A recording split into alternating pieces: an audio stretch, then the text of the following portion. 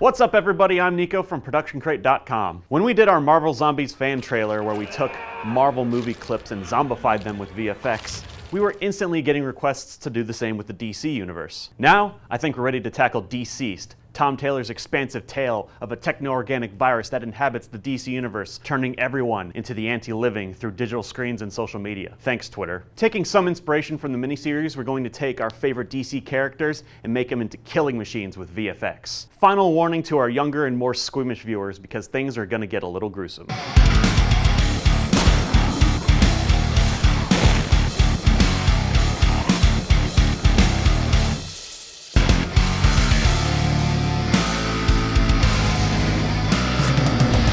Start you guys off easy. I saw this movie and I remember nothing about it. Nothing. Same. You saw this movie? I did. Yeah.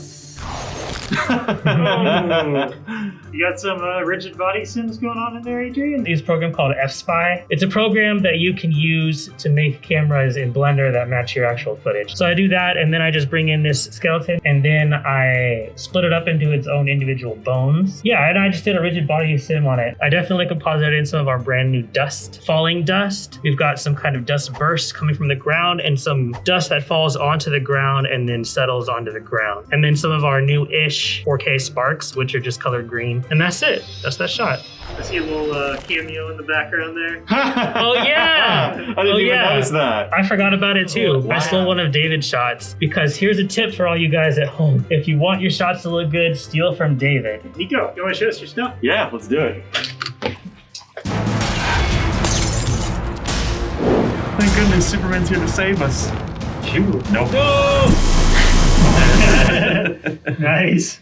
Just a little eye masking with glow and two of our magic sorcerer fire effects from Footage Crate adjusted with levels to match the glowing laser eye. And then for each eye, I have laser effects from Footage Crate, one of our particle shockwaves, and all of that was adjusted with the Crate Shake script just for Crate Shaker! Crate Shaker for a little bit of oomph. Same goes for this guy right here. I love it. Yeah. That's what I'm interested in. Where did his head go? To the farm. Obviously remove the head and in its plate put an oxtail steak, a trick I learned from our friend Grant. Yeah, actually, I recognize the steak. Yeah. And the entire background was digitally replaced using content-aware fill. I got rid of all of the extras and stuff in the background and blurred it just so I could have a clean plate. And then a little rising smoke asset from Production Crate. I love it. Production Crate? What's that? This is definitely the most Adrian shot I've ever done. The saddest thing about this shot is that guy was 1 day away from retirement. Yeah. If you watch the behind the scenes. Yeah. He was going to go hang out with his wife and kid, but in one bad day on an oil rig. All right, this is my first shot. You guys might recognize it from one of the good DC movies, Wonder Woman, at least according to critics. You might recognize our little zombie fellow there in the background. Of course, yes. How to throw him in. Ooh, very good tracking. Thank you. That was good. Thank you. Okay, so... But how did you do it? But how did I do it? So Photoshop is kind of getting cool. I don't really use Photoshop a lot. Photoshop, you've officially cool. It used to be for nerds. It's doing stuff that I think Photoshop, it'll be exclusively Photoshop, right? Things that we won't want to do or we can't do in After Effects necessarily.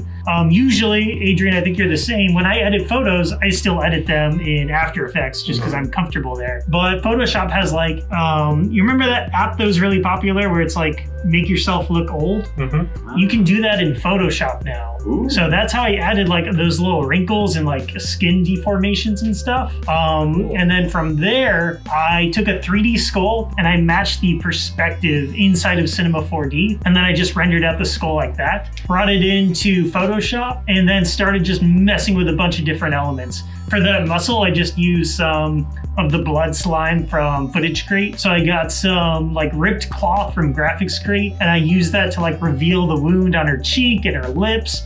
Once I had like my zombie face pretty much all done, I created like a zombie mask, and I used the Mocha Pro warp surface tracker thing, which is insanely powerful. And that's how I just tracked everything to her face.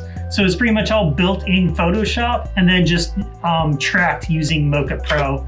and you guys can see like the tracking is pretty seamless. Yeah. Like I love Mocha Pro, and the new surface tracker like addresses every issue I've had in the past. I apologize. Oh, I hate how sticky it is. Oh my god. It's very sticky. In the original shot, the Joker's covering up her mouth with his tattoo mouth hand. And I reversed it, so he starts with his hand on her mouth and removes it. And then I just tracked her like eye area with Mocha, and I used a script called Mocha Import. You can make a pre-comp where the footage is stabilized around where you tracked it, and that just makes it very easy to add stuff in. So I just added in a picture of a gross zombie. And then just some of our blood slime assets, which were not fun to shoot, but they're fun to use. And that's it. It's horrible. I'm sorry. Oh man, it creeps me out. Her reaction is so calm considering the lower half of her face is being ripped off. It's cool. I don't think I would be that chill in that situation. So this is my first shot with Harley Quinn. She's chewing on bubble gum, and I thought it'd be cool. I thought it'd be cool if the bubble gum was like the end of an eyeball. You were wrong. That's not cool at all. That's disgusting. Like an optical, what are those? Like an optical cord? An optics? Yeah. Whatever it's Optic called. nerve. Yeah, thank you, Nico. An optic nerve. So she's chewing on an optic nerve. And I did the eyeball in Cinema 4D. And the most fun part of this shot was trying to think of how like the optical nerve getting chewed on would create tension to have the eyeball kind of move around. I put blood. Chris, are you all right? I'm doing great, guys. I put blood around her mouth because she's a zombie. She's eating people. And then just, like a cute little squirt of blood on her cheek, which all tracked in Mocha as well. There was a bunch of movement and characters in the background here, so I just threw in some fire to cover up a bit of them, created a clean plate in Photoshop, and then used Runway ML to create a really fast rotoscope. It took like 8 seconds. Her eyes were also done with Mocha Pro, which like I said before, Mocha Pro is going to be part of my workflow, I think, anytime I'm doing stuff like this. Mocha Pro for show. Mocha Pro faux show. Anyway, yeah, that's my my eyeball eating shot. If you guys didn't pick up, I did a lot of shots from Man of Steel for my effect, just because there are so many shots. It's practically Brightburn. Like, there's so many shots and moments with Clark that make him seem so evil, including this one where he's in school, hungrily looking at his classmates. Oh, they look delicious. Yep. Oh my like gosh. Style. Yeah. That's incredible, Nico. Thank you. No, if you couldn't tell, it was somewhat inspired by a previous Production Crate tutorial. Did you have a drool coming out of his mouth? I did. Those are our other slime assets that we shot on Production Crate. Someone get this kid a cheeseburger or something. Yeah. Those glossy eyes are fantastic, Nico. The vein assets that we have on Footage Crate are tracked into each eye mask in Mocha. All that tracking data is just applied, masked accordingly. Every school had one of these kids. We all knew that cannibal in class. Okay, Timmy. That's incredible.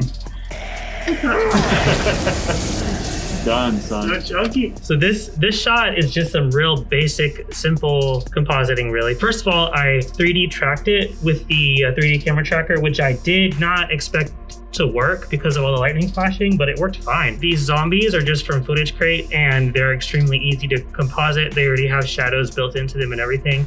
The bloody explosions are the same deal. They already have shadows and everything, just color correct them. Just to make everything blend in a little bit better, I added another layer of just a simple advanced lightning over the other lightning. So we have the lightning that's baked into the footage.